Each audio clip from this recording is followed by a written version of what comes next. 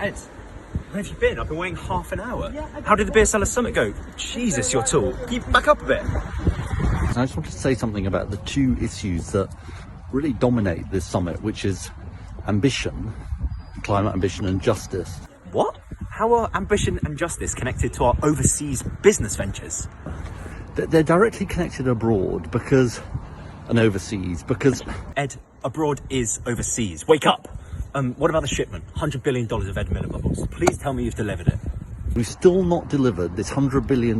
Ed, you've been debating that all day. Why hasn't it been delivered? We are still arguing in the final hours of this summit about this blasted $100 billion. Damn it, Ed. You know we made a promise to deliver the Milibubbles as aid to vulnerable countries as a novel form of climate relief.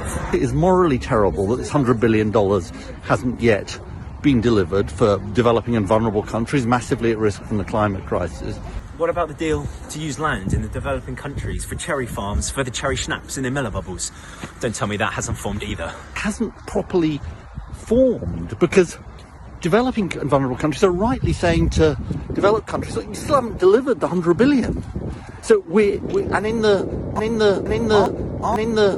Spit it out, Ed. Are we going to be able to close the gap of missing Milibubbles? There's two sets of arguments going on. There's the argument about that and justice, and then there's a sort of argument about ambition and when we're going to return to this question of how we close the gap.